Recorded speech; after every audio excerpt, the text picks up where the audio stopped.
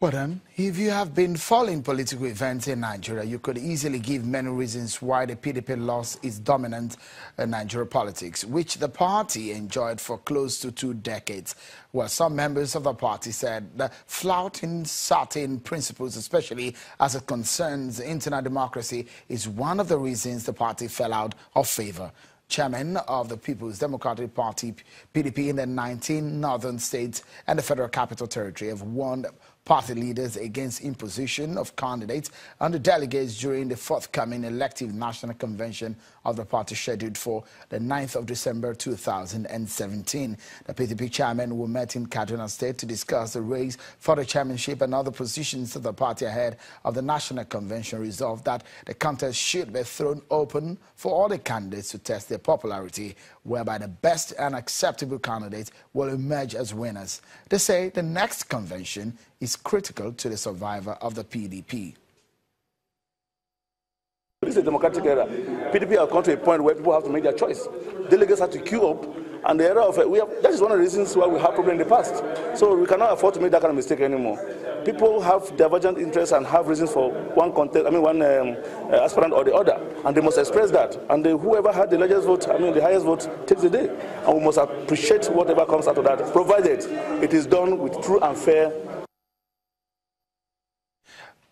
Not only in that forum that this concern is being raised, one of the candidates in the chairmanship race, Mr. Uche Secondus, is also asking the leadership of the party to create a level playing field.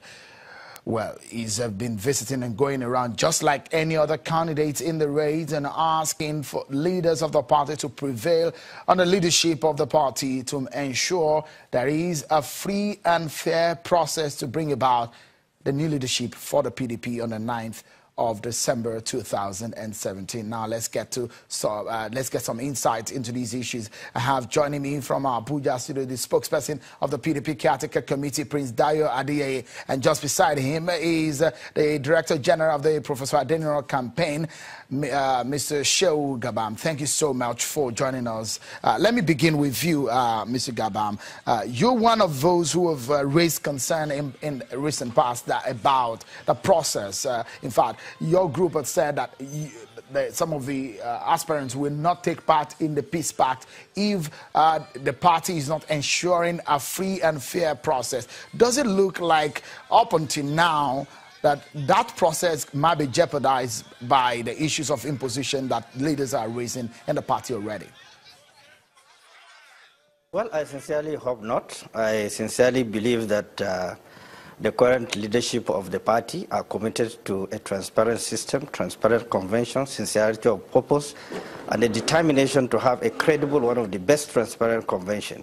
We have raised issues based on the facts available to us. We have raised issues based on the publication that we saw, owned by the PDP, signed by the National Organizing Secretary of the party, where we saw some kind of process tilting towards a particular candidate, perhaps to please him, where prominent members of that campaign were featured. And basically that was the reason why we raised such observations. And of course, the party was magnanimous enough to respond to us documentarily, stating the fact that it wasn't in bad motive, it was aimed at perhaps getting the best result available. And we said, fine, good, but they should also take our observation as a commitment to the party, as being strong founding members of the party who believe in strengthening the institution of the party, the institution of democracy. So observation was valid, and of course they were quite humbled by our own observations, and saw it. And of course, yesterday also we got a response from one of the supporter of one of the candidates who disagree with we raising his name as part of the chairman of the ad-hoc committee that was sent to some of the state. And we responded back immediately that we stand by our statement because it was published. Whether he accepted or not is not within our own ambit to know. He have to make it public that he has not been part and parcel of it. So basically, we raise those observations because we believe in the party, we believe in the institution of the party, the institution of democracy, and we believe that if we want to leave a history and we want to leave a legacy, given the fact that we are coming from somewhere we lost election, And so many committees were constituted why we lost the election. So many opinions and suggestions were imputed on why we lost the election. We believe that we should be remorseful enough to agree that we faltered somewhere. We did excellently as well as a party, but we faltered somewhere, and we must acknowledge that we faltered somewhere as a result of lack of internal democracy, as a result of rascality, impunity by certain people who believe that at all times. Let me allow Prince Adeyeye beside you there to respond to some of these issues. Prince Adeyeye, in Osun, in Kwara, in parts of Southwest, the issue of the delegates that will vote in this election has not been resolved. In Osun, there is crisis over the leadership of the party. In Kwara, the same thing. In Southwest, Lagos, and other parts of the country, there are issues on the delegates list. How do you hope that this convention will not head for a crisis yet again? Well, those who believe that we have crisis, that is in their own wide imagination. As far as I am concerned, as a member of the National Caretaker Committee representing the Southwest, I cannot see any crisis in many of the states we have mentioned. The Lagos Congress has been approved by us at the National Caretaker Committee. The delegates list is there. There is no rancor, there is no dispute regarding that list. Same with Ogun State, same with Oyo State. Admittedly, we have problem with Osun State, and we are working on Osun, and hopefully we shall find a solution. As for Kwara State, Kwara is resolved. There is no problem with Kwara State, I can tell you that. So these are just wide allegations in the imagination of those who are desperately wishing that the party will not have a successful convention. But I can assure you that we are going to have a successful convention. We have created a level playing field for all the aspirants.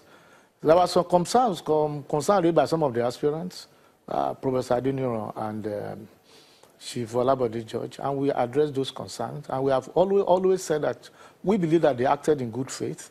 We took it that way because they are patriotic party leaders. They were founding fathers of this party. They cannot wish that anything negative should happen to the party. So we took their concerns in good faith and we addressed those issues.